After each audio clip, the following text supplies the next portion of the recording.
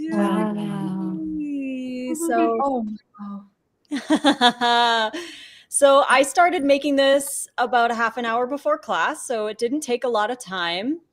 And I'm just gonna move the sauce because it's pretty. We don't want sauce all over you. Yeah, right. I know it's a full one. So the sauce is the gyoza dumpling sauce from my recipe book, the new sushi ebook. But here we go. So these are all the exact same nori rolls, except I have different toppings on these ones. So it's really cool with sushi is because you can kind of plate it up however you like and add different things to it. You could put like ginger and wasabi on top of these ones. This one is the furikake sprinkles, and I've got sesame on top of this with the kimchi. And all of this is in my sushi ebook that I just released. There's 160 recipes in there. So lots and lots of different fun ways to make sushi. And what I wanted to mention, health benefit wise, I like that you said that, was that all of this sushi I can eat for dinner. So this is 2 rolls using 4 nori sheets because I use 2 sheets for each roll. And this is an entire head of cauliflower. All of this is an entire head of cauliflower. And on a raw diet, depending on how you're eating a raw diet, choline can be one of those nutrients that kind of gets forgotten about. And it's a brain nutrient and it's essential. We have to get it from our diet. So choline is one of those really important ones. And, you know, it's not as abundant necessarily in a raw diet, even if you eat a lot. Like, for example, 1 banana has only 11 milligrams, whereas 1 head of cauliflower has 270, I think, something like that, depending on the size of it. So we need for women, we need 425 milligrams a day, and men need about 550 milligrams a day of the choline. So it's really easy to get choline when you have sushi because you can eat a whole head of cauliflower like this, and that's a huge chunk, a big portion of the choline that you need every day. And I've noticed this with some people who end up going back to animal products. They tend to crave eggs because eggs are really high in choline.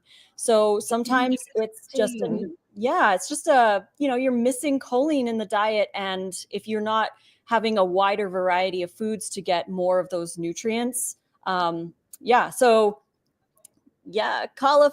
So the cauliflower rice, for these ones, I do a wet chop. And so what I do is I fill my Vitamix halfway with water.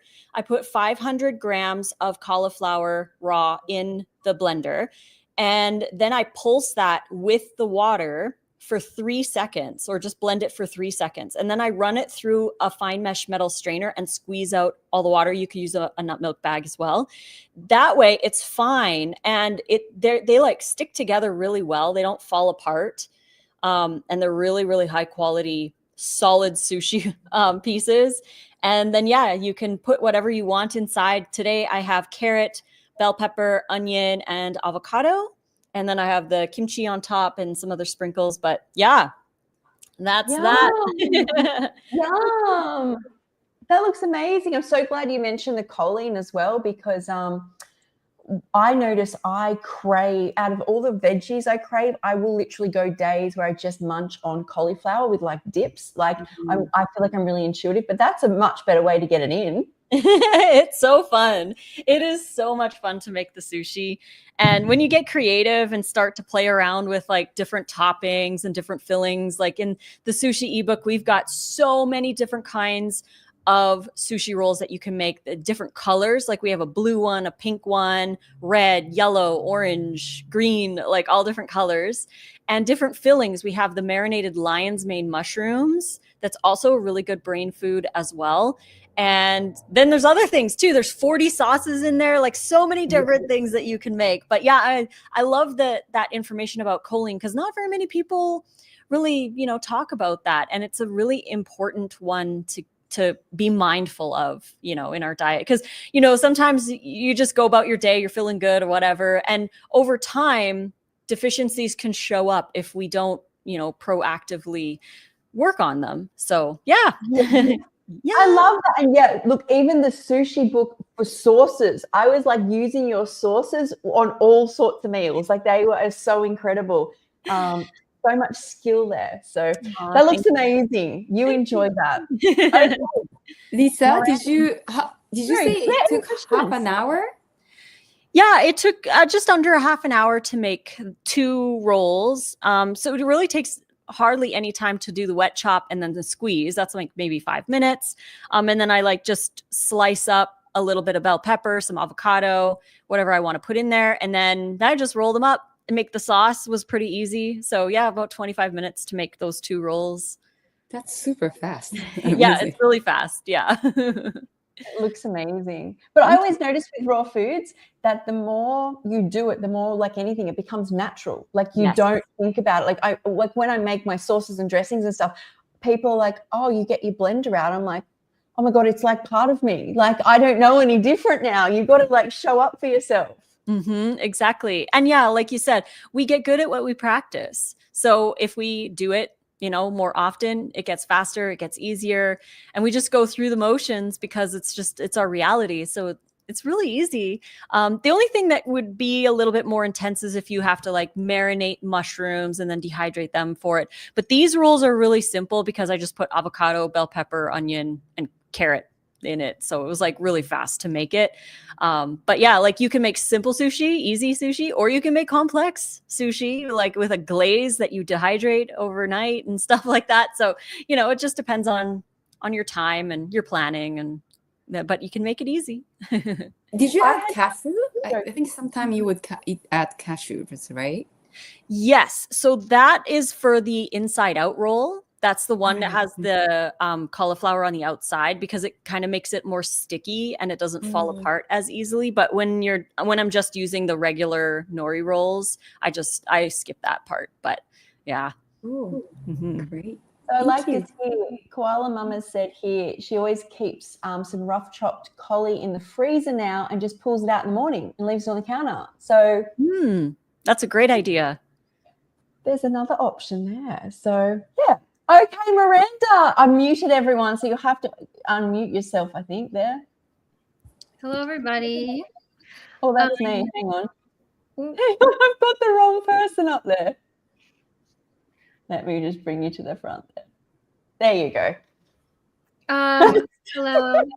So I sometimes use rice and stuff, but I was trying to be more raw vegan because raw vegan.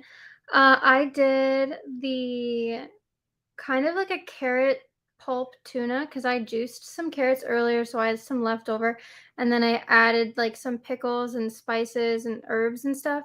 So I made like a spicy tuna, I think.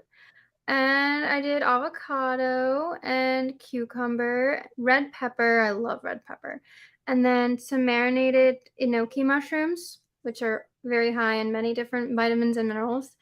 And romaine lettuce kind of around it. It helps it stay together. I also use 2 nori sheets to help it stay together. And then I just have this like simple, can't really show you that well. Like a garlic kind of spicy sesame like dipping sauce, and it's really good and just full of fiber, full of nutrition, full of beta carotene, and just all the good stuff. It's gonna make you feel good. Yeah. It looks good. It looks good. Does anyone have any questions? It looks amazing. Okay, all right, let me bring up Kiko.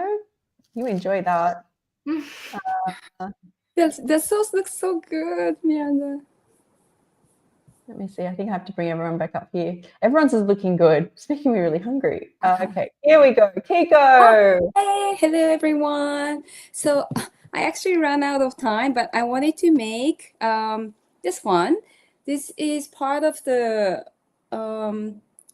there's a reflection, but this is the biryani, Indian biryani rice made with cabbage. And yeah, it's basically cabbage and garam masala and some different kind of nuts in it. It's super good. So every Tuesday, I have a pop-up cafe downtown Kyoto, and so today, in few hours, I'll be heading to my cafe, and I will be preparing this. I ran out of time to prepare for this morning because it's 8 o'clock in Japan. So this was Indian theme biryani. Was one of my favorite meals, Indian meals, and I made it into raw. And then what I made was dessert. This is also Indian, so it's Wow. so this is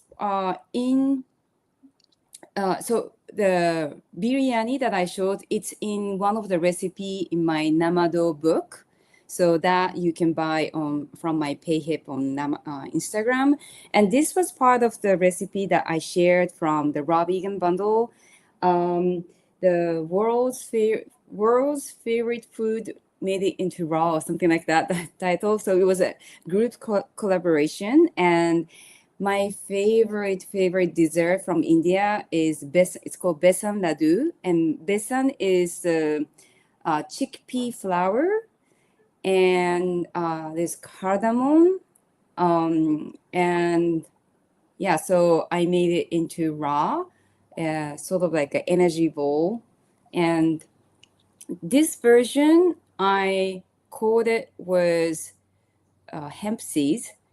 And yeah, it's sort of higher in omega-3 fatty acids, because I see that if I don't pay attention to omega-3 fatty acids, I tend to have some inflammation. So this is one of the treat that I like. And this is my favorite, my husband's favorite, as well as some of the most popular dish in my cafe. Yeah, so it smells really good. Yum. And that's so good about the cafe as well. Yay. Great. Okay, Sky. Let me see. Oh, I lost you there. There you are. Okay. There you are. Oh, you're on mute. There you are. Yeah, I've because I missed out on the sweet and sour, I made sweet and sour kelp noodles. Oh, yum. Yeah, I've got kelp and pineapple, cranberries, some young jackfruit, and spice like chili and garlic and lemon. Yeah, so it's really yummy too. Yum. That looks so good. Enjoy that. Enjoy that. Okay. I'm sorry, I didn't hear. What was this, Guy? Sorry? It's kelp, sweet and sour kelp noodles. Oh, sweet, nice. Yeah, with like jackfruit and pineapple, like a pineapple and cranberry sauce with lemon and chili and garlic, ginger. Yeah. Oh, that's so creative. Wow, that's great. It does look good. I need to get some kelp noodles. I haven't had them in a while. Yeah. Yeah.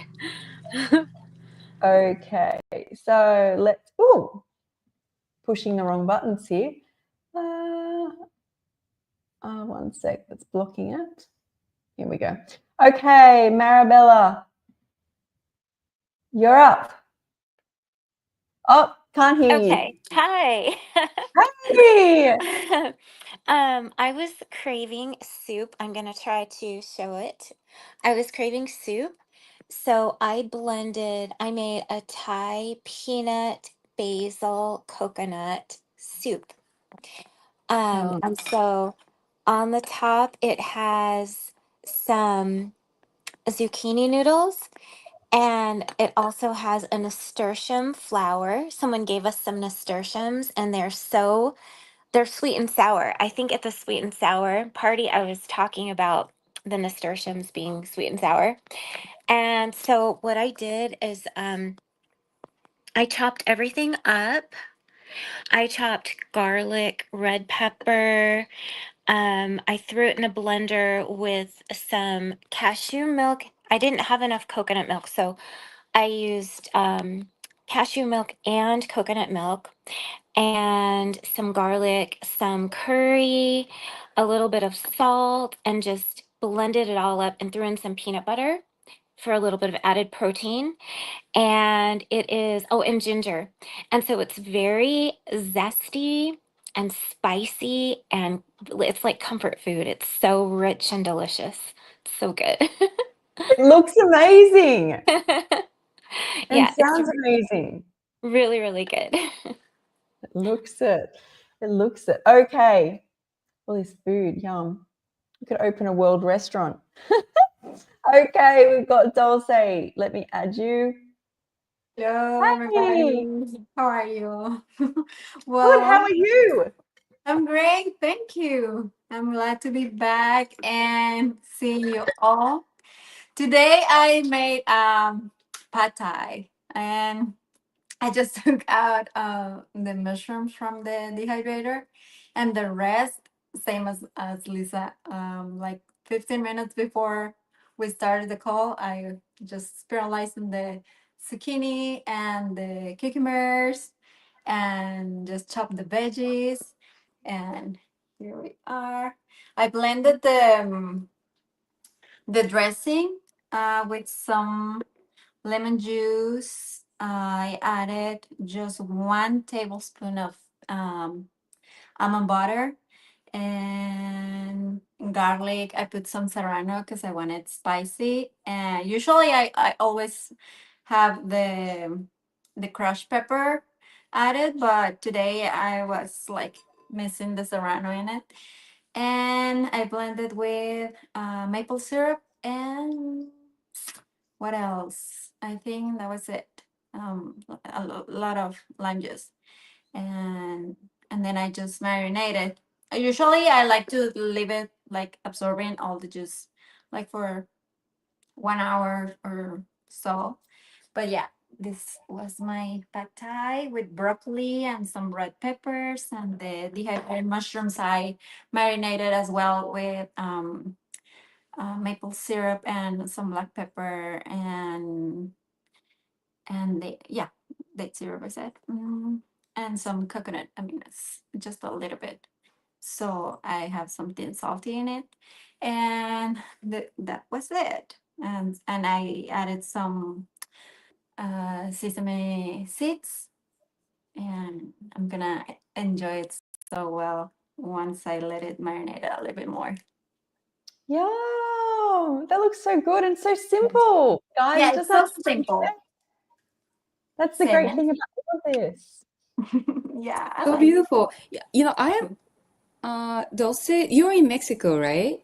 I just came back. I was in Mexico for a month, visiting my parents, and I just arrived like on Friday. Oh, you're back in the States. Yeah, I'm back in Dallas. In Dallas. Okay, because I know in America you guys eat broccoli raw, like even non-raw vegans. I remember Americans eat broccoli raw in the salad, but in Yeah. Japan it's not the thing. It's like no, I haven't seen any Japanese eating broccoli though. So I was thinking, I was wondering in Mexico if you guys eat raw. Yeah, we kind of there's not so many people that really enjoy eating it raw, but if it you have a very good dressing, um you always steam it. But yeah, it depends on the taste of everybody. I like it like this with a good dressing, or if I want to steam it, or if I want to make a soup. By the way, Marabella, your soup looks so good too. Everybody's dishes looks amazing. And I was thinking about the bisan. Is dalu, or is that the name for the dessert? I think it is dalu, Kiko? but I'm not sure. It mine? Yes, Yes. Oh, it's ladu, besan, ladu, ladu, Yeah, ladu. I think it's a ladu. Is an Indian yeah, like dessert bowls. yeah. Yeah, I usually make them, but I forgot the names. There's so many, and it There's so depends on many the ladus. if Yes. you use specific cashews or with ghee or things like that. I don't do it for myself, but I prefer some families, and they love it. Like the cardamom really, it's the star in there, or saffron, or things like that. It depends with coconut milk, and they're so yummy. I remember those when you were Yeah, from you yours. know, my recipe, usually I would add saffron. And it's funny because my Indian friend, she made a besan laddu, the Mhm. original version, right? Yeah. And then I made raw vegan version. And according to my husband and me, my version is much better. So it's a secret to my friend. It's a good friend of mine, so I don't think she'll be offended. No, of course not. Yeah, I it's just love some tricks in there that, in my opinion, they taste better too. Because it's just it feels healthier when you check the bite. It's not that fatty. And it's faster and cleaner. You don't have to bake. You don't have to be in front of the oven. And yeah, it was when I did the non-raw version. I did it in vegan version. Yeah. I often burned the besan powder, like chickpea powder, because that's one of the processes. You have to leave it in the oven and bring out the flavor. And yeah, it smells really good, but you have to wait for a certain time. I burnt it. So, Yeah. I mean, this one I also did it in like maybe 5-10 minutes before the live, so it was very quick. I Looks so love good. that. So I was just going to mention, because someone here, I'll just bring this up.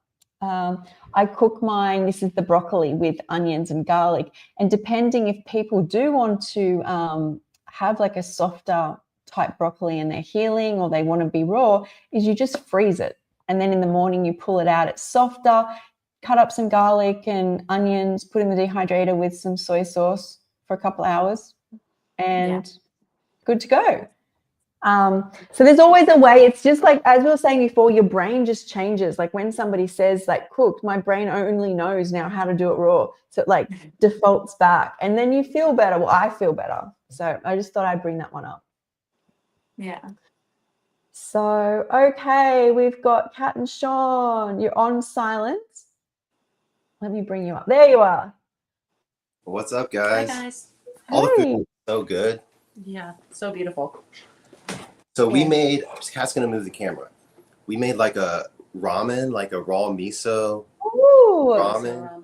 Oh, with kelp noodles. So we like kelp noodles. Miso, we know, isn't completely raw, but it's living. And that's one of the things that we kind of flex on and aren't too strict on. We do the misos. So, the probiotic for the gut health. Yeah, and we're just really careful with how hot we get the water. We just make sure to keep it within like Under 115. Yeah. So. And we put anything in it. We did lime juice, added I like mushroom seasoning because it's like kind of like salty and umami. So we put some mushroom seasoning and then like dehydrated onions because they kind of taste good and like they kind of like soak up they give it another texture when they soak up the liquid. And we like jalapenos. We did some basil. Did you take the snow peas? Oh no, snow peas. That was new. We grabbed snow peas. We're on our way home today from a convention, so we made it just in time. We picked up a lot of this on the way, but we're excited to make it. Yeah. It sounds amazing. It sounds so fresh. Thank you. Yeah, Yeah, it's it really is fresh with refreshing. mint's good in it too. I miss mint. Mhm. I would have put mint in it. But yeah, it is fresh. It's like fresh and light and also filling. I love it. Mhm. Oh, and iodine in the kelp noodles. Yeah. That's good. That's another one. That looks I love amazing. I love it that you added the lime. In Japan, we don't use lime, but we have like citrus that's similar to lime. And during summertime, we do what's called ramen, which means cold noodle. So we do sort of like a ramen in cold version with less sauce. Yeah, and then they even put like some ice, and they put the slice of lemon and tomatoes and cucumbers. So that kind of reminds me of that cold summer cold noodles here in Japan. Awesome. Yeah, That I sounds never really knew good. that existed. That does Yeah. sound good. Nice. Okay, I'm up. Oh. I'm up. How do we bring me? Solo. Hi guys, my name's Sky, and today I bought for Asian cuisine. So first off, on top of this is my popcorn chicken, and this is in my. Let me move this across so you guys can see. It's in my dinners ebook, and it has like a batter of like corn and cauliflower, and let me show you. And the middle is eggplant based and with lots of spice. And I've actually made this on my channel. You can go have a look, but it's in my ebook. Can you see there? So there's little popcorn chickens. And the texture I think is good. That's my opinion. Like that. And underneath, so this, you can make a sweet and sour sauce for this. And to the sweet and sour sauce, I added just some sesame seeds, maple syrup, and some namashoyu. Blended it up. I think I put a little bit of extra ginger in there and some water just to thin out the sauce, and made some noodles with that. And I find I don't have a stomach, and I'm always looking for the most natural way to help my digestion. And I've always had this calling, no matter what I eat, to have lemon with it. And lemon can really help with hydrochloric acid and stimulation in the gut. So if you have trouble digesting, that's like something really easy and natural that you can do. So, but it tastes good anyway. There's extra sour. So yeah, that's my meal. That looks amazing. That does look amazing. Wow. Creative.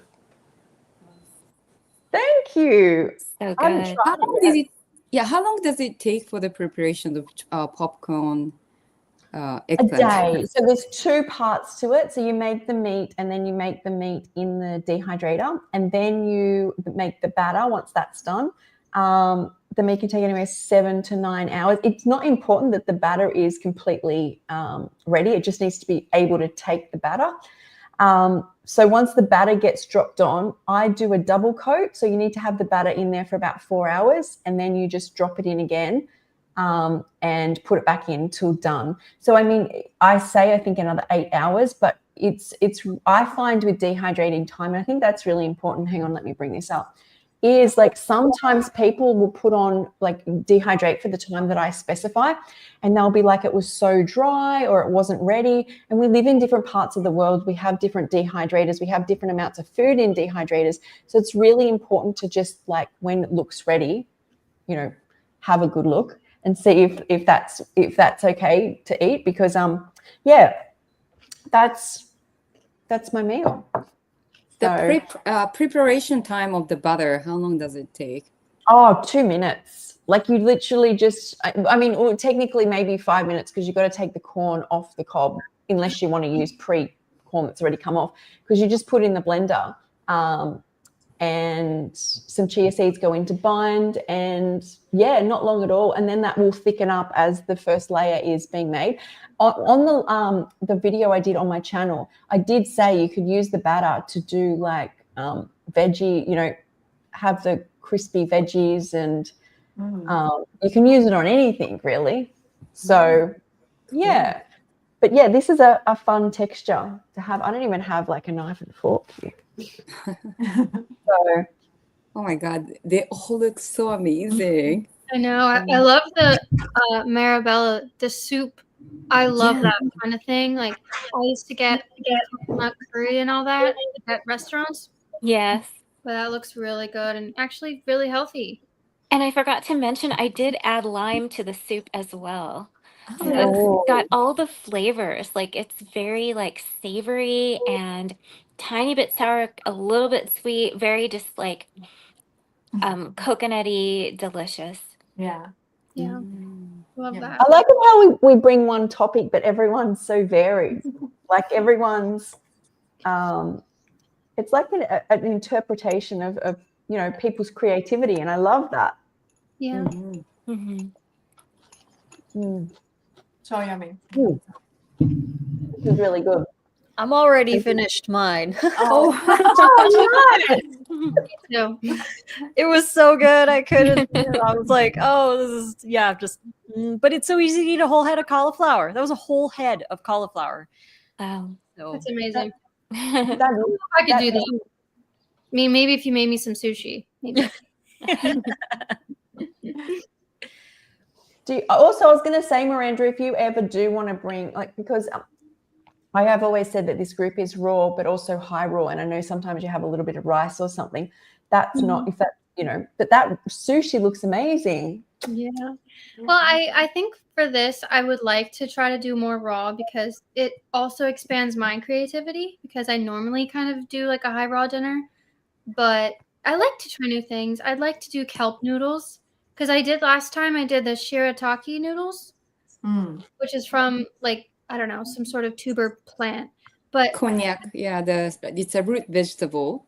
yes, so I thought that was cool. So I'd like to try some new things. So, but yeah, I mean, I did this. I made a sweet potato cashew creamy like gluten-free pasta yesterday.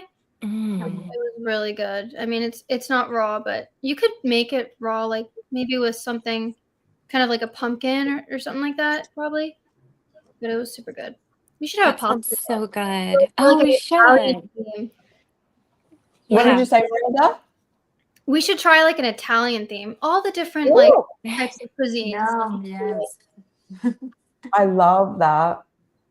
I don't know, raw foods just excite me. I never learned to cook. I was always sick, but like once I got raw, just making recipes excites me. And I think it's the connection that it makes me feel good.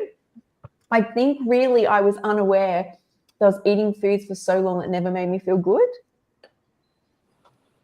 Yeah. It's I the mind-body connection. Some people it's just cut off. They just eat what's convenient. Yeah, and you never know. Yeah. Well, yeah. Sometimes Because it's we're a always the disconnection that we have.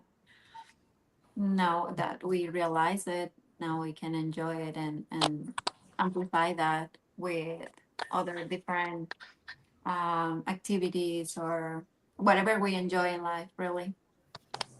Like this, like all together, sharing and just talking a little bit more about the benefits of each food that we give it for granted or we just don't pay attention to sometimes. Now that I went to see my family, like everybody was asking me a lot of questions, and I'm like, I have shared a lot, and then they were like, yeah, but in English, I don't understand. I'm like, okay, I have to change that. But yeah, they're surprised, especially the family that didn't see me like for a while.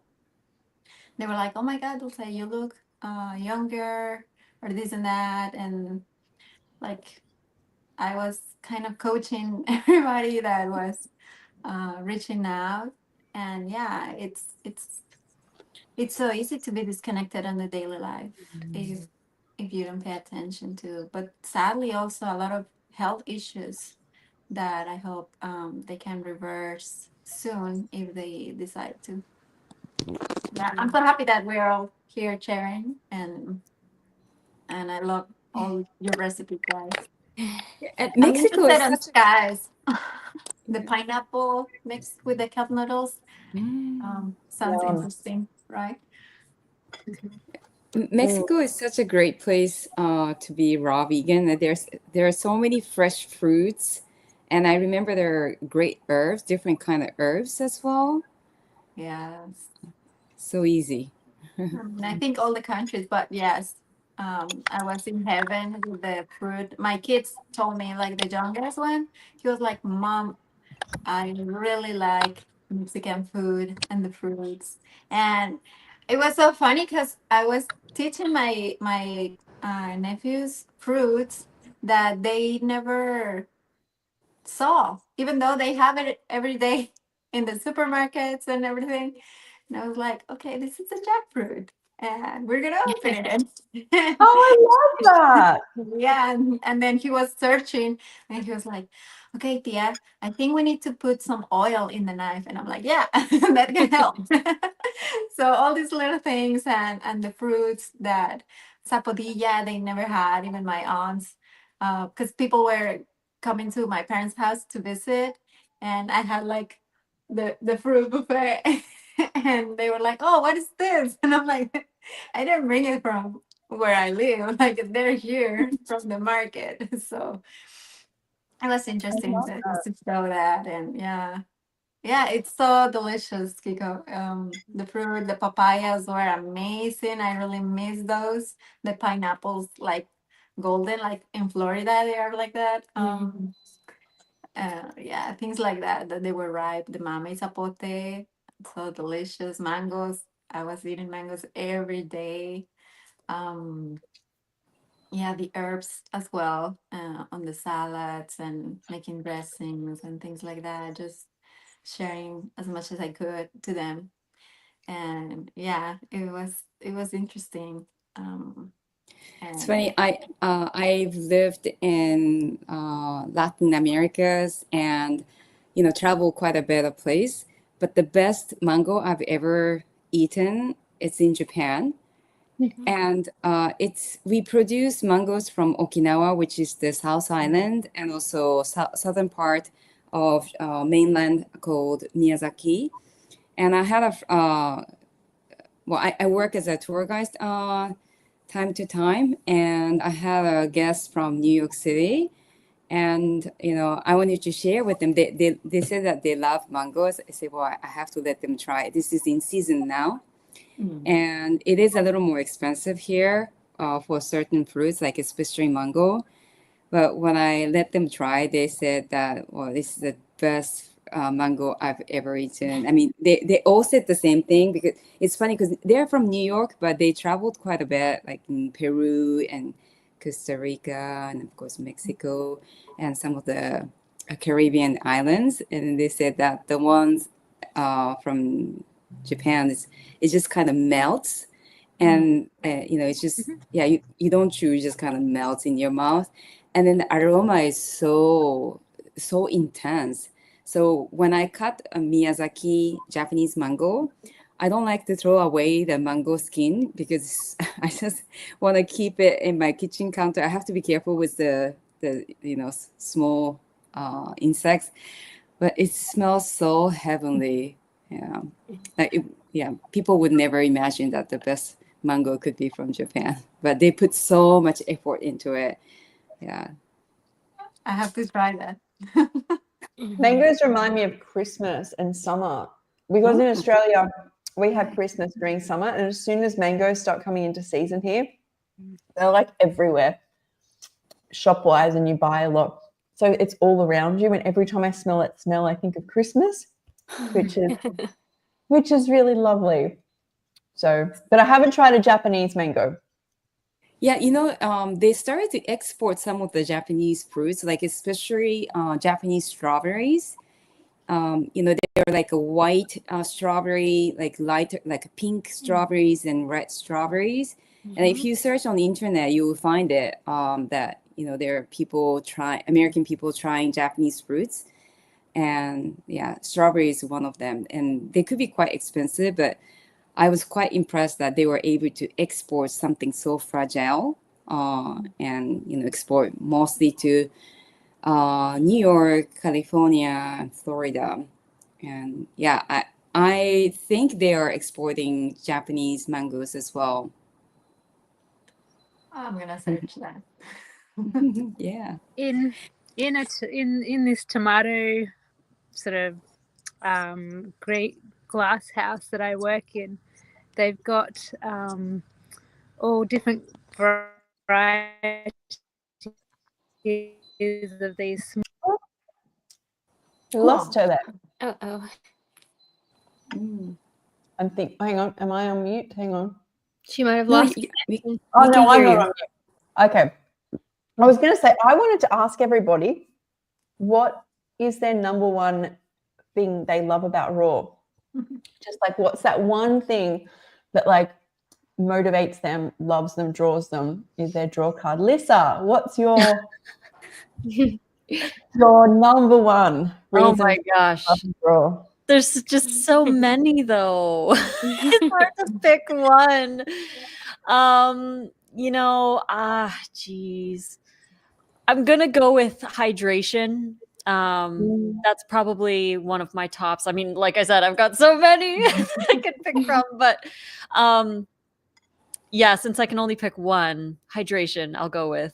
but I'm also thinking of a second, the easy cleanup. The easy cleanup is so easy to clean up. Like it's amazing, but definitely I love feeling the hydration because I used to feel so dry all the time, just like dry throat, dry mouth, dry skin, and especially living out here in the desert, we have to make sure that we are extra hydrated. And I drink water on top. Like I drink, maybe when I'm outside a lot, I'll drink over a gallon a day, just on top of all the food that I eat as well. So it's so important to stay hydrated, and that would be one of my favorites. I love that. I love that because it's so true. I feel like half my problems go now because I'm hydrated, like my mood, my energy levels. And I just noticed my whole life seems to crumble, even my functioning, if I'm not hydrated. So I love that. Kiko, what's your number one reasons? Like just like Lisa, well, I have been on this high raw vegan diet for over 20 years. So yeah, there's a reason that I stick with it. And it's the relationship with the food for me. So it covers what Lisa said. I found finally with this raw vegan diet that there was a mutual love. Because before I used to love and I used to eat a lot of it, and I can eat a lot, but I love food, but food doesn't love me back. So I always get this IBS or, just whole series of nightmares when I eat the food that I loved, but they didn't love me back. And it's interesting because just recently I posted on my Instagram the mutual love, not just with food, but relationship. I've noticed that ever since I became raw vegan, I became sort of like a loving person. I mean, there's definitely a journey to it, but I've realized that I became more clean inside, so I was able to give more love to people. But then I realized that many of people around me, they were not reciprocating my love. So it was similar to food. So I might love them, but they might be very jealous of me and they might not be happy with my achievements. So yeah, it was a long journey, but especially now I'm not only I'm very careful with what I eat, I'm also very selective of people who's close to me and who stays in my life. And I'm so happy that, I'm part of this community. I love that. That's so beautiful. It really is. I love it. Miranda. I completely agree with everything both of you guys said, Lisa and Kiko. Especially like the loving food, because I used to be the same way. I used to eat kind of whatever, even as just like a vegan, I would just eat whatever, but feel so gross, feel so dull and lazy, So I think my number one, I feel like these might be intertwined. Definitely having a lot of energy, not just like physical energy, but mental clarity. And someone like maybe digestion too can help me have more energy. I just feel like I feel light and like just feel like I can do a lot of stuff and eat more good food that loves me back. Not in just the way of like having the relationship with the food, but it physically loves me. It's nourishing me, hydrating. So I guess I would say like digestion, because I think like I used to have such bad digestion, and since going mostly raw, a lot of fruit, a lot of veggies, a lot of herbs, just eating foods that love me back. And I just love that sentiment. So digestion and energy. For sure. I love that. Hang on, I think Sky is back. Or maybe trying to come back. Okay, Sean and Kat, what's your number one love of raw foods? Like, why do you love raw foods? I think for me, it's like alignment. Because like since going raw, like I feel like it's brought me into alignment in my life with like who I'm meant to be more. And I think it was because like the toxic heavy foods are like holding me back. And I feel like it's about earth energy integration, like integrating more earth energy by like the raw living foods. And I really feel like it just like literally raises our vibration to a point where we better our lives in like all avenues. And I've seen that in my past 2 years, and I'm like blown away from it. So I'm like, at first it was like the physical stuff, but I feel like more it's like the way it's like really just pushed me into alignment into like who I really saw myself as, where I wasn't getting there before because of the toxic foods. Mhm. I love that. And it has everything we need. Like, has everything we need and nothing we don't. That's what like raw food is to me. It's like just cut out all the nonsense, and it's just what we need as a human species. Yeah, and I agree with that totally. And gut health. And yeah, I think mine is gut health because I don't know. I've dealt with a lot of health symptoms for most of my life, and I think at one point I counted and it was like 78 different things. And once I started really focusing on gut health and adding in the raw foods, like that was a huge part of my healing journey. So I think that would probably be mine. It's huge. Everyone's got such nice reasons. I like that. Yeah. Okay, Dulce, what about you? Well, about everything like you all share, I will say for me it's the connection. Like the connection that I feel with nature, like grounded, and it's all like about what we think, what we remove from our bodies. Like it just helps us release everything that we don't need and add us what we really need to be nourishing our bodies with. And then that it's gonna lead you to the alignment, to even like the spiritual connection to the universe, God, and it's gonna be reflected on your relationships, on the way you are patient with the process of the food, the timing, the season. Like it makes you be connected or in gratefulness as well. So I will say that because it's just so beautiful the way that we can appreciate everything, and we are mindful about the timing of everything that we are getting in our bodies. So I'll say that the connection that we can get, and it's so simple. True, it is so simple. That sometimes I think it's so simple. That's why so many people have missed out on it. It's like we have a society that's like overconsumption, loves to be stimulated, and then that's what I thought with me. And then the answer is right in front of my face, but I can't see it because it's too simple. Yes. So I love that. So I'll jump to Sky because you were telling us about the tomatoes. Oh yeah, so it was actually a tomato farm, but they're in their integration center or whatever. They're doing melons from Japan, and they're like these tiny little ones that you can just hold in your hand. You can cut it in half, and it's just like a little bowl. And they're so yummy. Oh wow! Yeah, that like the only one that I've tried so far is like it's kind of like dew melon type sort of thing. Yeah, but yeah, they've got. That's what I was told anyway. That there is like one of the ladies who deals with it. She's Japanese herself, and she was telling me that they're from Japan. Yeah. Love that. So we've just gone around as well, and everyone shared what their number one reason for being raw, or like the love of being raw, is. So do you want to share yours? Of course, yeah. Well, to start off with, it was really the hydration, the glowing skin, and the energy that I had when I first started going raw. It was just like.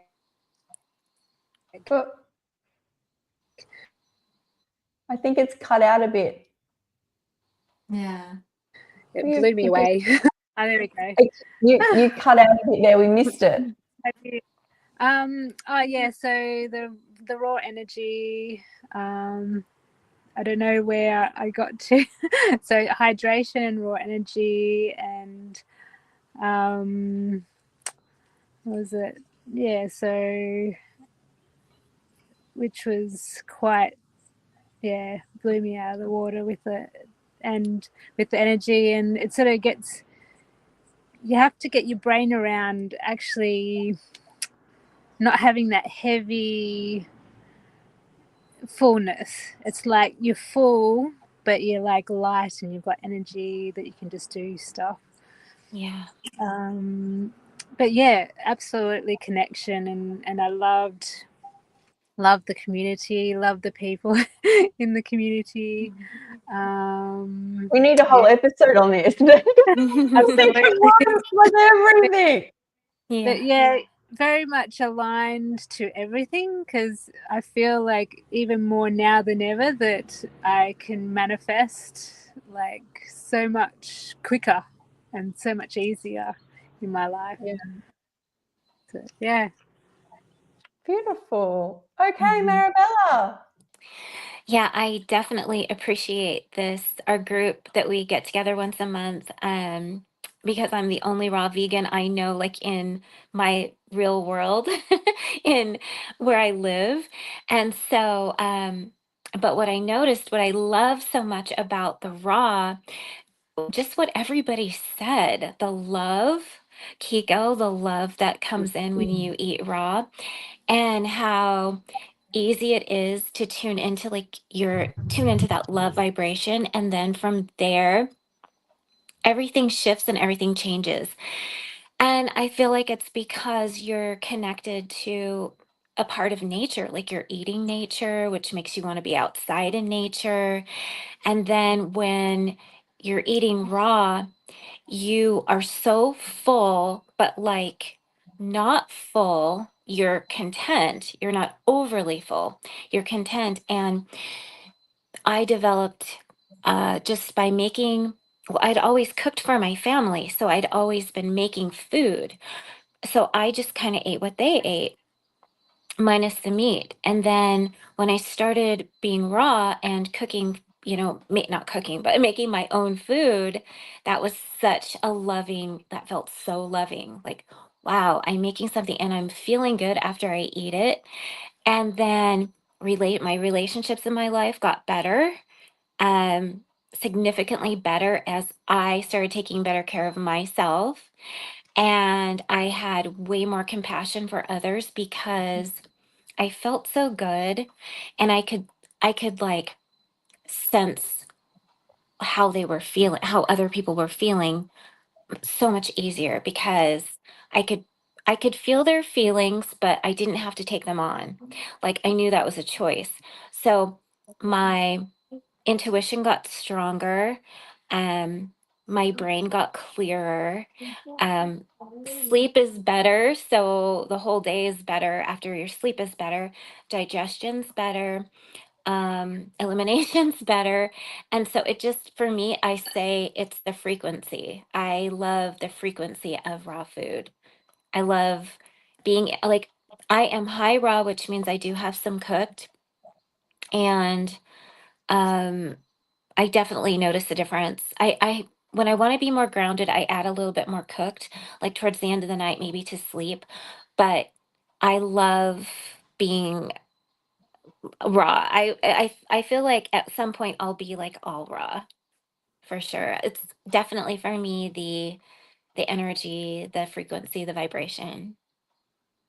It's beautiful. It's really beautiful. Dulce, did we go to you? Did you share yours? Yes. Oh, sorry. That means it's my turn. Yes. Okay.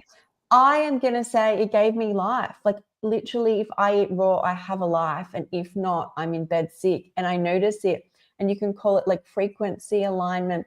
As soon as I don't hydrate enough, like I can do too much of something which is drier and it's not serving me, I just start to get symptoms back. And it just reminds me how I have to do raw for me, but it gave me a life. And I'm so grateful for that. There's so many reasons to do it. Like you could, all of what you said, but like, first off, I couldn't even sit up here and do this. Like, it's like a miracle. Mhm. So it gives a lot and doesn't ask much in return. It just keeps giving flavor and alignment and vibration and life. And yeah. Yeah, I think, I loved what everyone said. And I think many of us go to raw vegan because we are so sick. Like Sky, that was just like the only choice for you. And you just kind of developed this to love the food in raw vegan form. And for me as well, I went into raw vegan because I felt like I just couldn't function without being raw vegan. But I would love to share my recent love of this affirmation meditation by Lisa.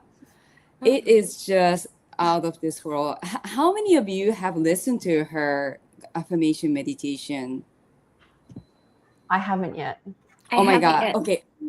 So So there's a trend. you give us a rundown, Kiko. I can see the Yeah. passion. So you share. It is amazing. So the trick is, for me, I download it on my iPhone because I don't want to be on internet. Like I listen to it during the day, and when I fall asleep, I cut my Wi-Fi. So my husband helped me to download it into my iPhone. I don't know, Lisa, is that easy to do in general? Well, the course, because the videos aren't hosted in the course, you can download them because they're unlisted on YouTube. So you would just download the YouTube video. But yeah, you can definitely do that. Yeah, this is amazing. So for me, I stayed on raw vegan because of my health issues, but I feel I wanted to stay raw vegan because it's natural, it's most logic, and it makes us feel good. And what I'm gathering from everyone's information is that we feel the best when we are eating raw vegan. And I feel like Lisa's affirmation meditation, which is actually raw vegan affirmation meditation, or you wait until you listen to it. It's so beautiful. She's going to talk about beautiful fruits and in a very subtle way. Like even non-raw vegans would enjoy it. And it's just very subtle. So I like listening to it before going to sleep. But during the day, when I'm preparing meals, I like to listen to it because it's affirmation throughout the day. Instead of listening to, like news that could depress us. Yeah. I love it. Yeah. Oh, thank you, Kiko. I'm so glad you love them. Yeah, I spent a lot of time building that course, so I'm really glad that you enjoy it. Yeah, and Lisa said that there was one meow in that. She's got cats. Meow. Well, we should all meow. There's a meow in there. Break away from reality and meow once a day. It's like a treasure hunt. You have to find the meow. I love that. I will say, before you even released the course, I did have people who are in your group who said to me, Lisa's sharing the parts of this meditation, and they were all loving it. And I do know that when we start our day with the cacao ceremony for the full moon, and I sit in that space of like love and gratitude and thank you for all, and you just keep saying all these high vibrational words, I come away and I'm like, woo! And like I don't even mean it's from the chocolate, because sometimes I just do tea. So it's like it is really important. And it is like, Kiko, what you're saying is we all come here for a health reason. But even Koala Mama is saying, like, she was saying here, she does it, she's raw for taste, but then down here she said she guesses her motivations have changed because like we kind of now take for granted that high energy, the mood, that connection to the universe. And just on that, when I went raw, I was so aware that I failed at every other apparently things that were going to fix me because I never created the lifestyle. And I think if you can go into this and not have the mindset that I eat raw because I'm sick, I eat raw because I'm sick, but eat raw because of love, and eat raw because of connection, and eat raw because of community, I think we do better.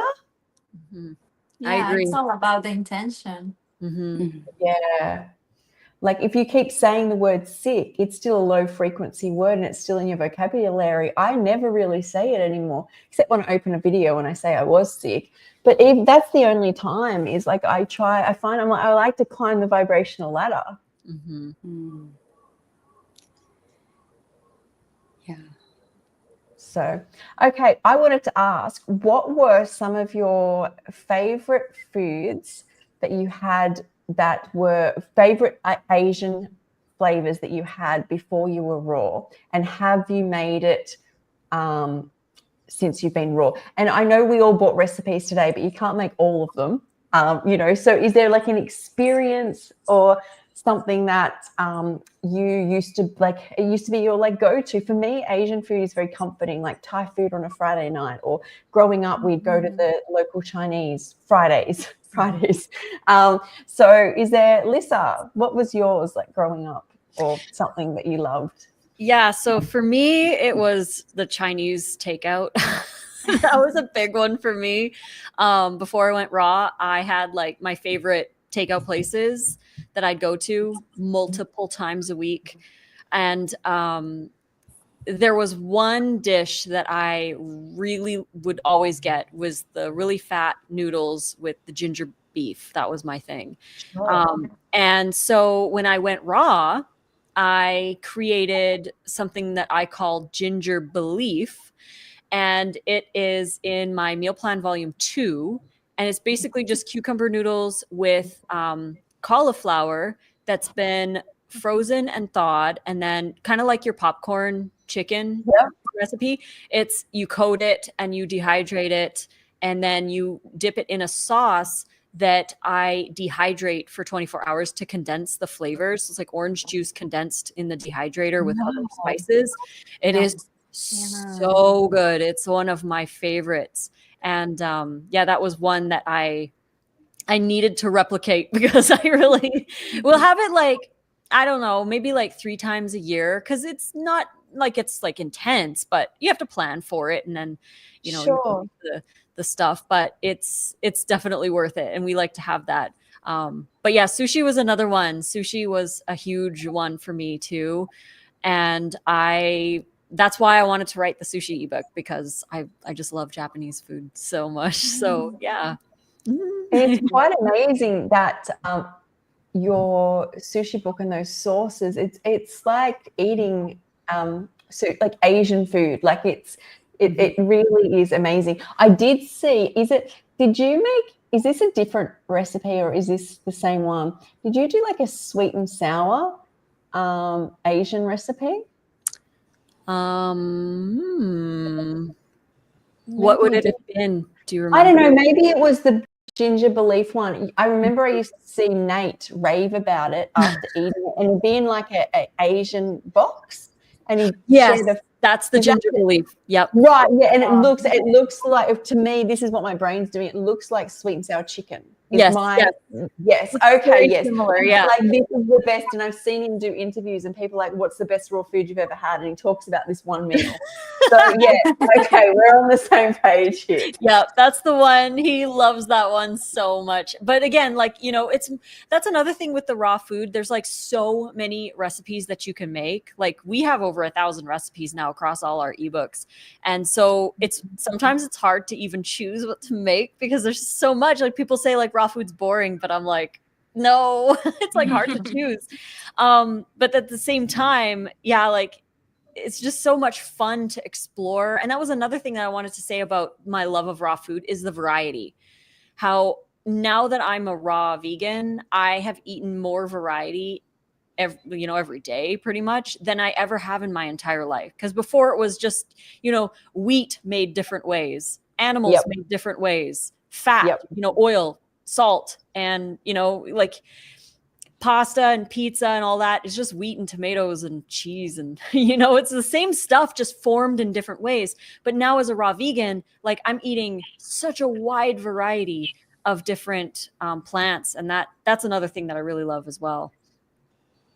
I love that. I agree with you. I was like, I even felt when I was eating really simply that my brain was experiencing more flavor combinations than it had in its entire existence. We tend to be addicted with the ways we used to eat, where, now I have a tomato sauce, and no 2 tomato sauces are the same, because fresh tomatoes never taste the same. Sometimes I put a bit more miso or a bit more lemon juice. So you're really playing with what your body needs. Whereas before, it's just you call it ketchup. I think you just get the ketchup or the mayonnaise, and your brain is literally programmed for that flavor. So you never venture. And just like every day, the food, and as you go through seasons, I agree with you. There's so much there.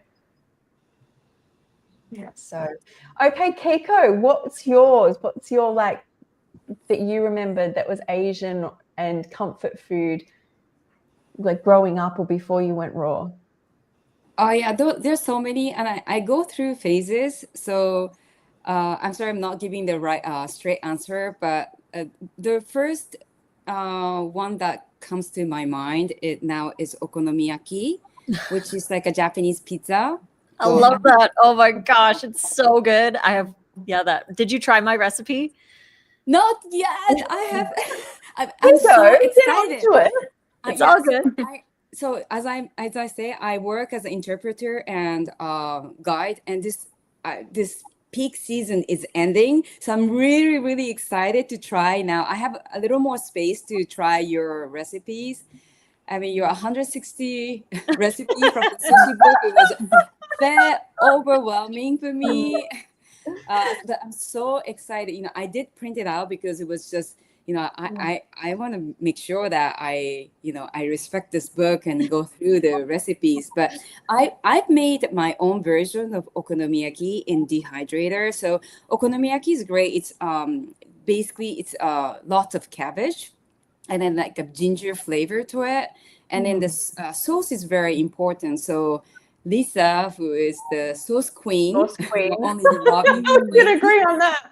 right. So you need like a sweet sweet soy sauce, thick sauce, and mayonnaise on top of it. So yeah, that's it. But you know, because I have been on a high raw vegan diet, time to time I would eat out, and like my taste bud is maybe changing. So you know what I remember of being, it's like, wow, this is like my favorite food, like okonomiyaki cooked version. When I eat it out, I was like, oh, that's not what I remember. Like raw version is so much better. You know, Yeah. and you know, I go through phases. Like I crave for certain foods. Like, you know, sometimes I crave for ramen style or like okonomiyaki style. But you know, it comes down to the freshest fruits, like, you know, like Japanese mango or Japanese strawberries. You know, at the end of the day, is the best food. But yeah, I would just stick with okonomiyaki, and I can't wait to try Lisa's version. I will definitely share that. What did I share? I think I shared some Japanese okonomiyaki. I might have shared my recipe in my Instagram, one of my last Instagram. But yeah. Wow. I love that. I love that. I think we need a party sometime where we bring our ultimate favorite recipe. Like That would be fun. ultimate party. Okay, Marabella, what was your comfort food before going raw? Let's see. I think I really liked either the fried rice or the chow mein. I really liked that. I think sometimes I would get seafood chow mein, and it was like noodles, kind of like spaghetti. And so what I've done is, and I also loved the peanut sauce, like in Thai food, but I have created the peanut sauce for myself and used it on, like, gosh, what was it? I don't remember exactly what I made, but I really wanted the sauce, so I made something to eat the sauce with. Compliment the sauce. I like it. Yeah. And then I think it was just that savory, salty flavor that I wanted. I'm not with the peanut sauce. That was definitely like I can eat that now and I've had it now, but like with the fried rice, it was very soy sauce-ish and very savory. So I have to try to find those particular flavors in my diet, which is easy because I have the Bragg's aminos. So I add that to my foods. And but also something that Kiko said was that she would try something that she used to eat. She would eat it and then it would taste not the same. And since I'm high raw, that happens a lot for me if I have cooked. I won't finish it. I'll be like, oh, that's not really what I want. I thought I wanted it, but I really didn't. That's amazing. I wonder if it's because we have like we're sitting at like a vibrational level, and we think we want something, and if we make it raw, I tend to have that experience well. But I wonder if because we're sitting up high vibration and we think we'll eat it, and we think we'll continue to stay like at that level where we're clear thinking, we're going to be like excited at this level, which is much more excited than I remember used to being.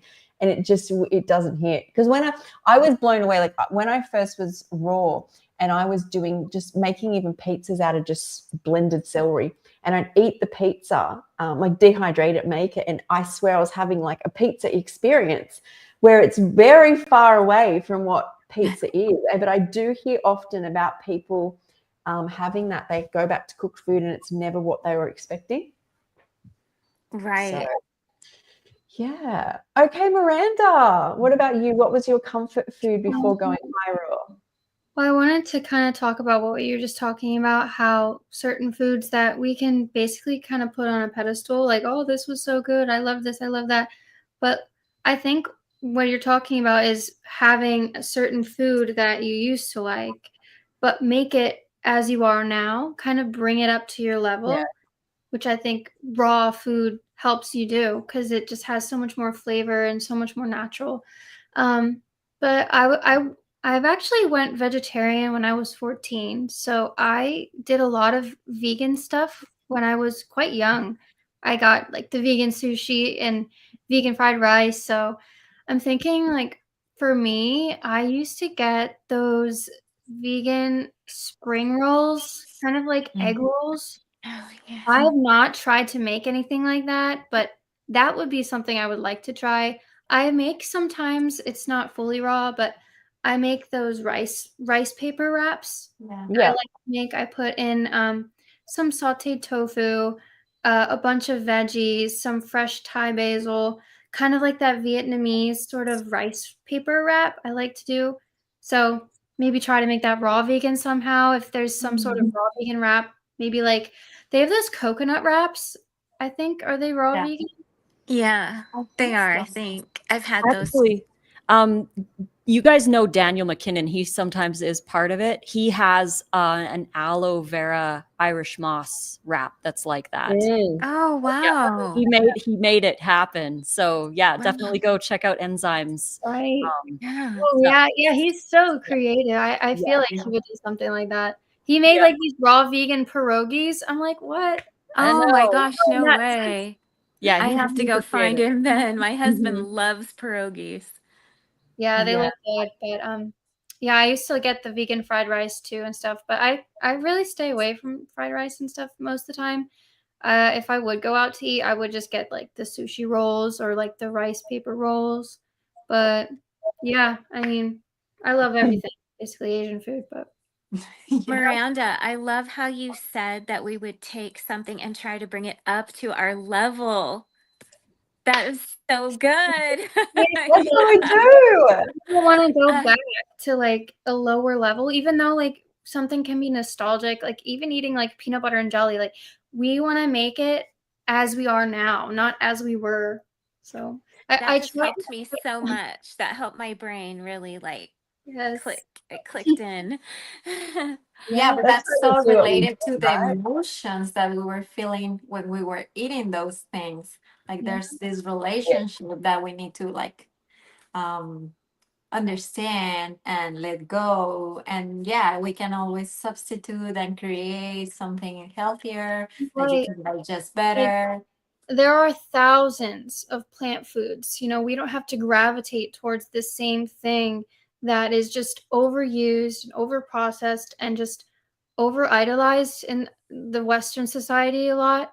So we have to just like experiment with like thousands and thousands of plant foods. I mean, like Lissa said earlier, I have tried and explored so many different foods way Yeah. more ever than I was when I was vegetarian. I would eat like mac and cheese and stuff like that. So yeah, and that's one comfort food that I was obsessed with. Like that's why I couldn't go vegan. I'm like, I need mac and cheese. But I've made good vegan mac and cheese, and you know, some people are just too obsessed with like certain foods that are very processed. And like you said, Sky, like every fruit and vegetable and everything like combination kind of tastes different. so a lot of people are customized, or what's the word? They're accustomed to the same flavors because it's literally made on a conveyor belt. But, nature is not all the same. Everything is uniquely made.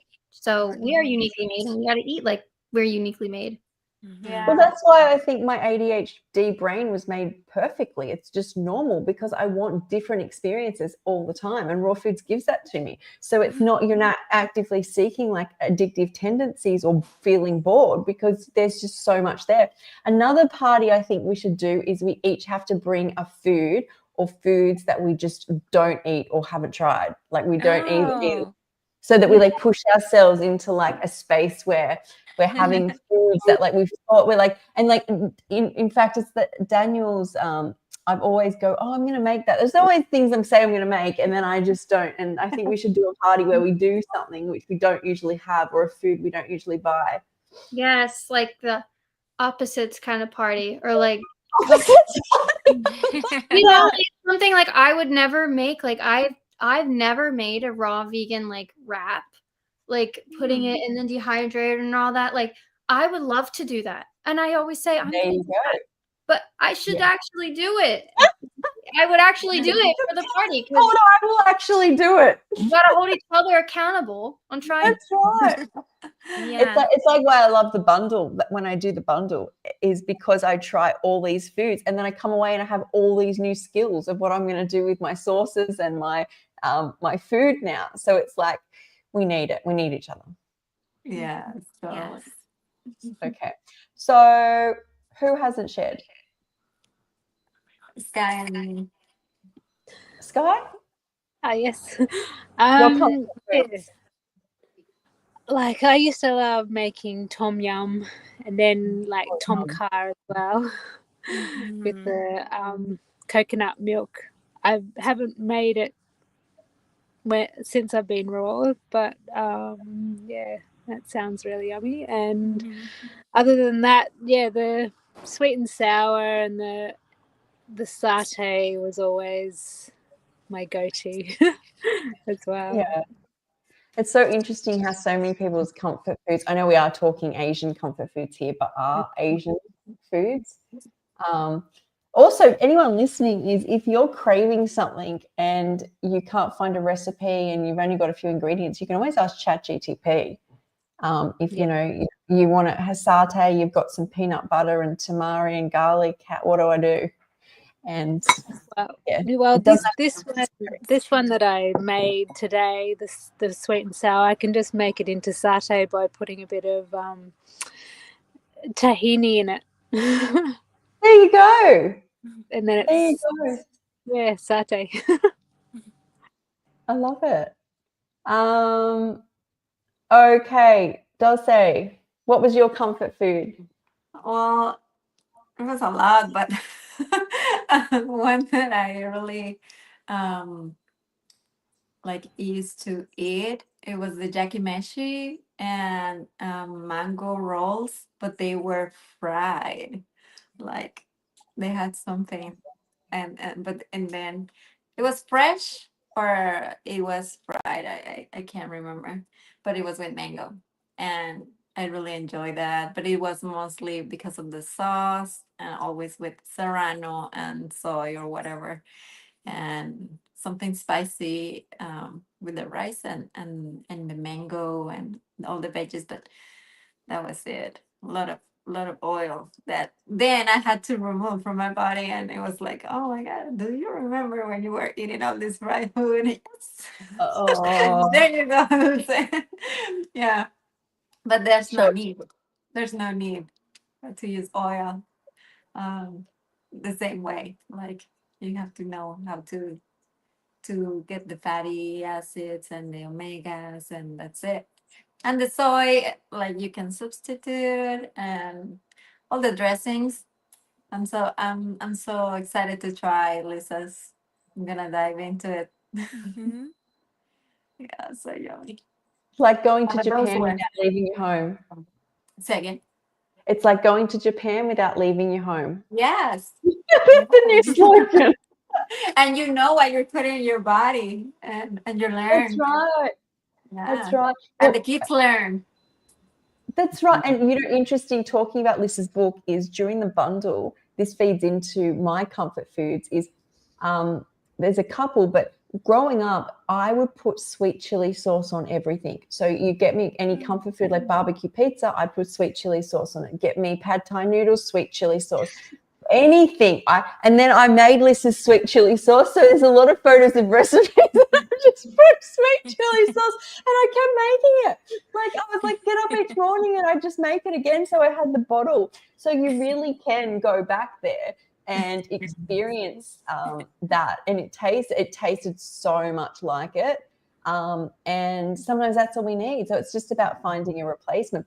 The other one that always comes to me was like when we want comfort food or an experience, a lot of it is tied into a memory. So like bolognese or my chicken wings with my grandma, or bolognese on like a Sunday after you've had your whole weekend and you've been running around under the sprinkler or whatever, and you come in and your grandmother's made you like a bowl of bolognese or chicken wings or whatever she's made. And a huge part of why we want foods is usually tied into that memory. Like we want to go back there.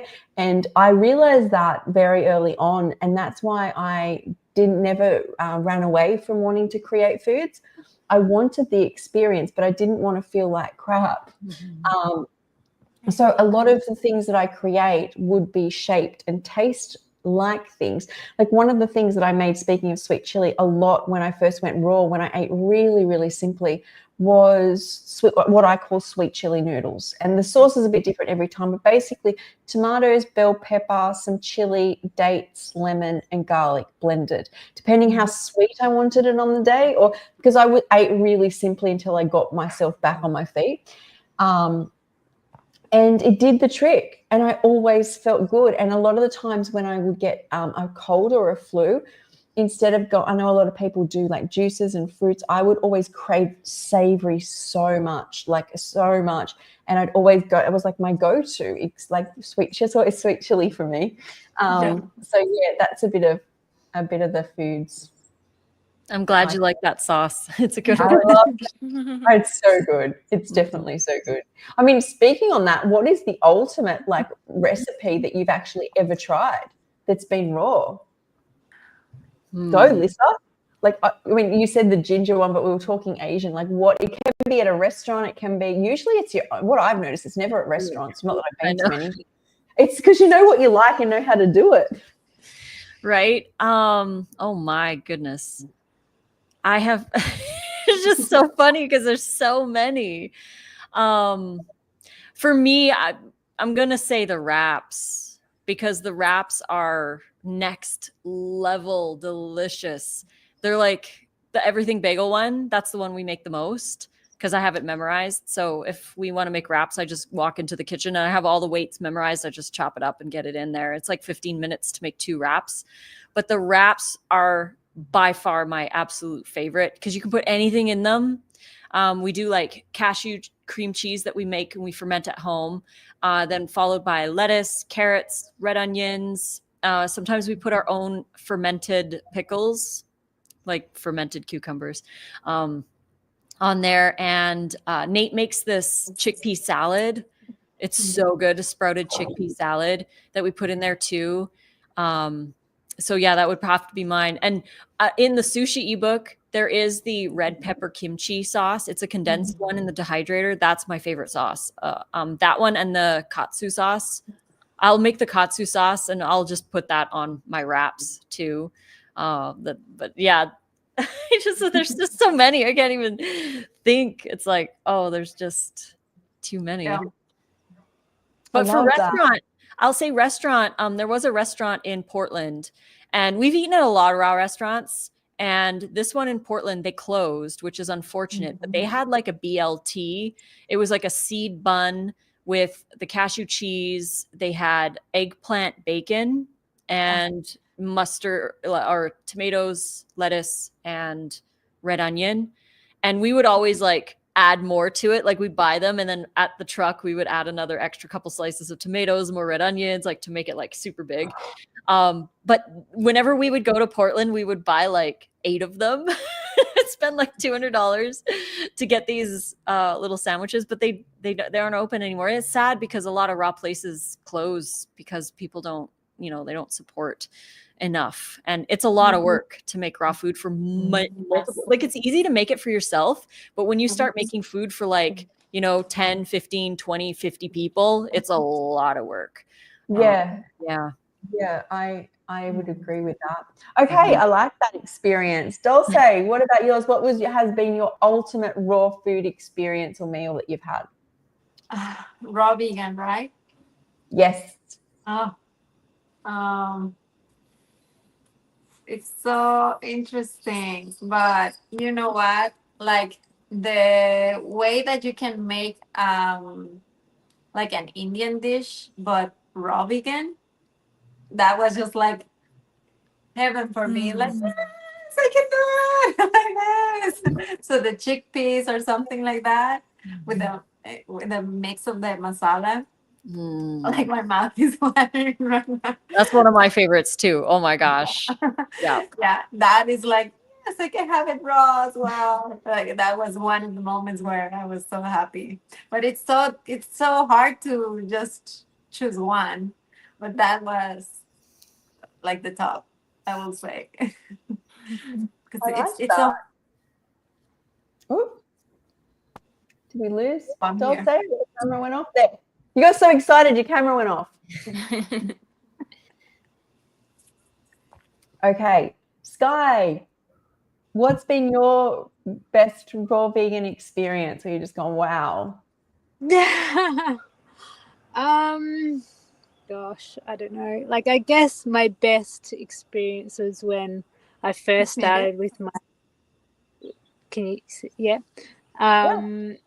With my green smoothies, and I would always put half of a grapefruit in it, and that was just like that was my go-to. I still love it, but and I just fruit, just like yummy fruit. I've got like a yummy custard apple here, which is like really ripe, and yeah, but.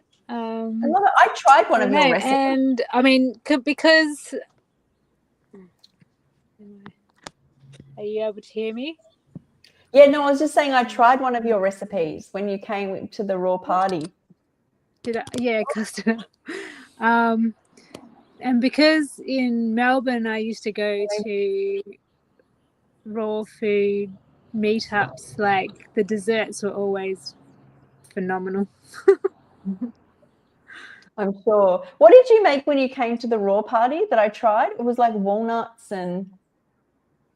What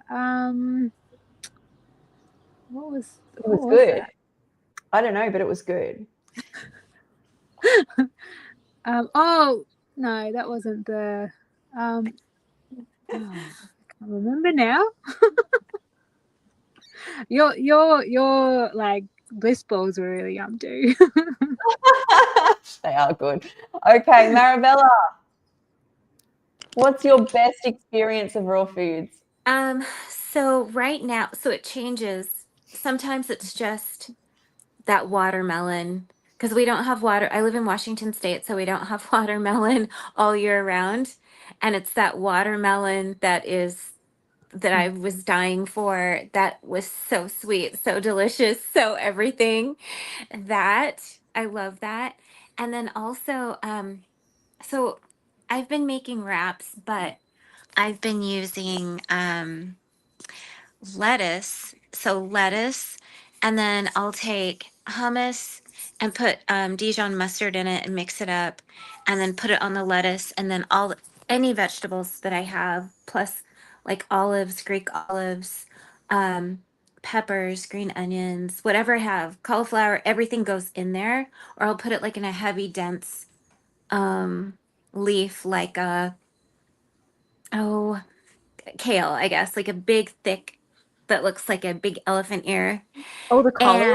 And then and then just some seasonings, whatever. I think everything but the bagel or whatever I have in my cupboard. And that is so satisfying and so good right now. Love that. I love And good the food. watermelon, like with a side of watermelon. Yeah, love besides fruit, right? Yeah. Because then you get all the flavors. I think I like salt because like the olives have a little bit of a salty flavor, and the Dijon with the hummus is so good. And right now that's what I'm loving, but it changes. Yeah. Oh wow. I think Mustard that's is good. And what an experience. Oh my God, sorry. nice. Oh my God. Okay. That scared me. I love everyone's experiences. Miranda. I've had a lot of opportunities to go to many different restaurants, but I went to this all raw vegan restaurant in San Diego called Peace Pies. Yes. You like that place? I've never been, but that's the one I hear the most positive reviews from. Yeah. Well, we were in San Diego. We just got there. I'm like, I'm hungry. Let's go to this place. So I don't know. I have a picture. I got a raw vegan cake. wow. It was like a mango sorbet kind of sunset cake. It was really good. And I don't eat a lot of desserts like that. So it was very unique and just so flavorful. And I also got this falafel raw vegan wrap with like a spicy red pepper, like tahini, like dressing I got here. Wow. My boyfriend got this beautiful nori wrap with like vegan kale chips. Yummy. Those are just, I could eat like, I got kale chips too. But they were so good. And I normally I don't eat a lot of kale. I don't eat a lot of that personally, but I would do that. I would eat that again. But for my own sauces, if we were talking about sauces, I think I make this creamy avocado pesto. I soak pumpkin seeds overnight and then I mix it with an avocado, basil, parsley, garlic powder, and lemon juice. I have a recipe for it. I think in my book that wasn't in the bundle, but anyway, it's really good and you can put it on like wraps or you can make it into like a noodle like dressing. But yeah, I think having solid sauces to put on things is something I also need to work on because I am very American and I use like ketchup a lot. So I've grown up with that and I kind of really just You like have to it. make yourself one. I know I do, and I get like I buy some ketchup. That's fine, like okay ingredients, but when you make it yourself, it always tastes the best and is the best for you, you know. So And you can tweak it how you like. yeah. Yeah. So I've had many great raw food experiences, like playing around with recipes. But the best one I had was when I was in Kauai with Jillian, and we went to what is this place called? Mandala Living Foods, and it was just amazing. You probably might have seen the reel, and it's like we ordered 8 things, and at the end, I said to Jillian, I go, "Oh, we ordered just the right amount of food." She goes, "Well, you do know we ordered 8 things," and I'm like, "Well, we had pizza, nachos." He made his own. Talking of that, rice paper wraps or rolls. He made his own fermented sprouted rice something. He had it made like on the mainland of America and had it through his pad thai and made rice spring rolls as well. What else did we get? Oh my God. Then we got the chocolate cake and the apple pie and I'd never experienced any. And then the next day, Jillian's like, "You've got to throw that out. You can't take it with you." I'm like, "I'm taking it with me. Like this food is gold." So that was, and I wonder too, is I think it was just such a nice experience to walk into a restaurant, order a coconut water and just order everything on the menu. Like that whole experience for me felt really good. Yeah. Yeah, we did that one time. There's a place in Salt Lake City and we went there and we ordered everything on the menu that was raw. And I think it was like 8 or 9 things that we ordered. And the owner came out and was like, who are these people who ordered everything raw off the menu? And he came out and we ended up talking for like an hour and a half or whatever. But it's so cool that you can go somewhere and then just, you're free. Yeah. It feels so good to be able to just order whatever. And you're not limited to just like a side salad or whatever. Oh yeah. Yeah. Totally. We That's do. amazing. You just make me remember this place. I don't know if you know. It's called Sayuri. It's in Bali, and everything is raw. So it's just like heaven. wow. It's heaven. Like all the desserts, like it's so delicious. The menu, it's like a piece of art. It's just so mindful, and you just go inside, and I'm sure that that's the kind of experience where you feel like home. Everybody's so mindful, and on the menu, like there's so many options, juices, smoothies, like everything, right? Till the most amazing lasagna. There was a specific dish that it was like salmon, but it was a papaya, and it was like a toast. It was so delicious. Like, but really everything that I took my teenager with me, and I was like, would you like to try this? And then I tried this, and then I we love that your loved it. teenager had that experience. Yes, and she loved it. Oh, And bug I was disappeared. like, when Maybe I was it's seeing, frozen. yeah, no, it was so fresh. And when I was seeing the dish, I was like, is this really raw vegan? 'Cause I wasn't like sure about it. But yeah, everything, all the desserts, everything is so delicious. And I was going every day in there because we were booked in a hotel like in the same street. So that was my go-to. There was yoga classes. There was things like a lot of things. At night it was music, like music, and it was just perfect. And everything that you wanted was there in the menu. And if it wasn't, like you can always ask for something, but you really don't need that. It was so many options in there to choose. And yeah, the place that you mentioned, Miranda, I really want to go. I haven't been there, but everybody talks about it, and I just saw It was post. just kind of overwhelming because everything was raw vegan. Everything was vegan, everything was gluten-free, everything. I was like, I want everything on this menu. So I was sitting there for like 15 minutes trying to decide. And I'm just pretty indecisive as a person in general when it comes to having like 3 or 4 options at a restaurant. But if I have a whole entire menu, I'm like, okay, well, I'll get an appetizer. I think we did get an appetizer, but I don't remember what it was. But we got like 2 or 3 desserts to share. We got like, I don't normally do like a chocolate, like I said before, I think, but I think we got this raspberry chocolate like truffle thing, which was really good too. Oh, my boyfriend got a raw vegan Twix bar, which was good. Wow. They're so creative there, and it's just really cool to just be in a vicinity with, fellow raw vegans or raw vegan people who are curious about it. So it's kind of cool just to be in that environment. And yeah.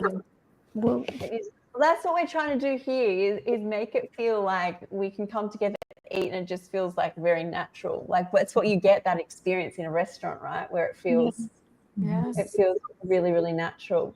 Kiko, what was your best experience with raw foods? Like either you made it or at a restaurant? There's so many, and like I think other people were saying that it changes. But I do remember when I visited my friend in LA, she took me to this raw vegan restaurant cafe. It was small, and I don't remember the name of it. And they closed down just like many raw vegan cafes, unfortunately. And they made this what is it? The noodle, the raw noodle that Kat and Sean made. It was the first time I ate that noodle. Like ramen or Like kelp noodles? yeah, kelp Ah. noodle with maybe curry flavor. Yummy. It was so beautifully made, and it was honestly the first time I said, "Wow, I didn't know that with raw vegan you can do that." And then they had a chocolate mousse. Maybe it was with hemp seeds. It was just, simple but very much in harmony. And yeah, later I found that they closed down. And I have my raw vegan cafe, and I do it just once a week, just one afternoon a week. But I can totally understand this is not sustainable, because I make sure that I don't lose for that, whatever I purchase, I try to cover, and then it's definitely zero waste in my kitchen. So I make everything that I can eat or my husband can eat. But yeah, generally speaking, it's I could understand it has to be fresh. So raw vegan business is difficult to continue. But again, that was this raw vegan restaurant that I went to in LA. I think it was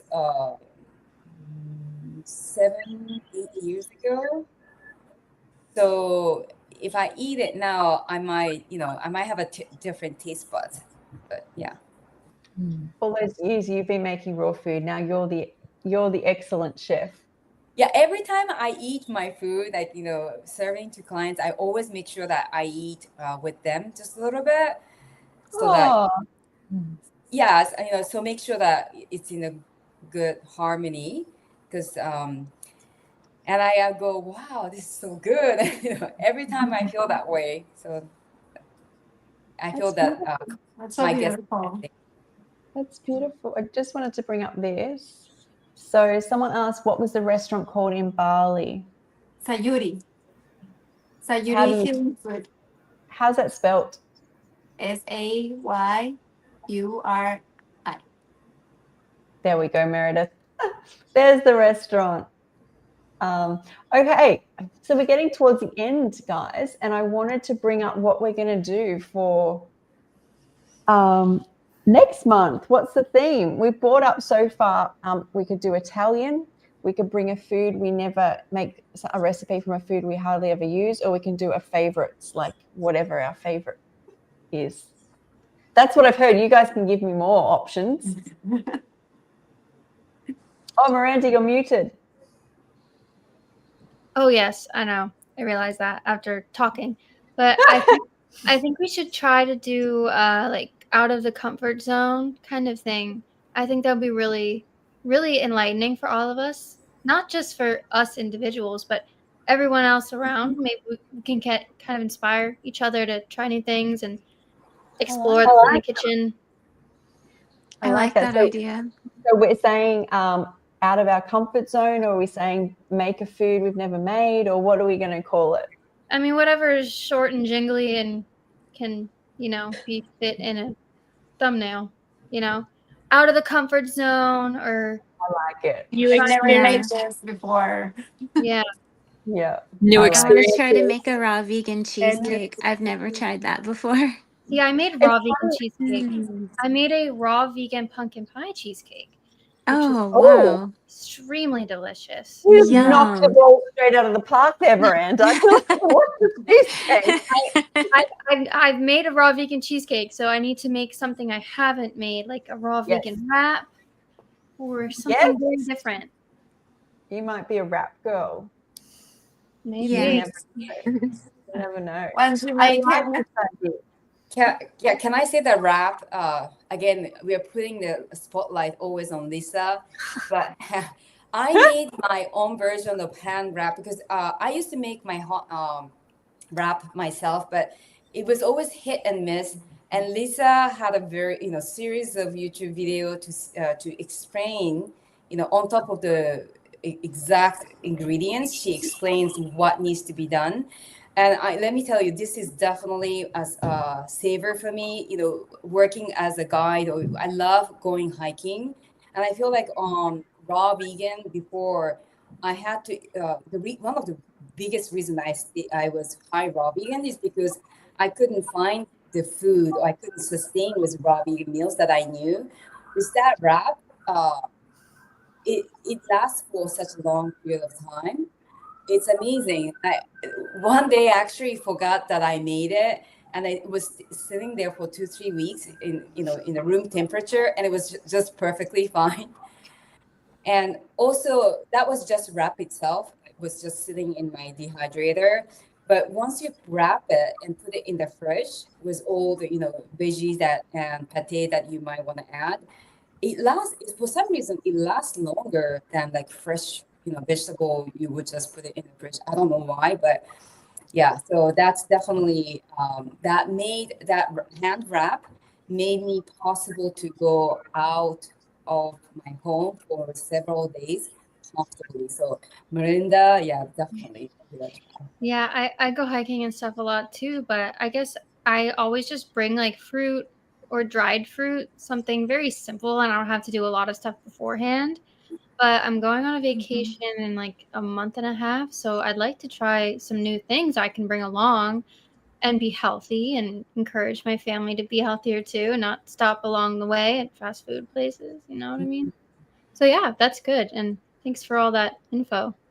Yeah, sure. I love that. Okay, guys, we're bringing something out of our comfort zone.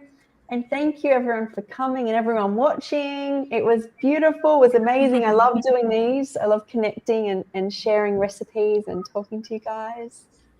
So, We love you, Sky. Yeah, we love you, Sky. too. And I'll see everyone next month. Bye. Yay. Yeah. Thanks.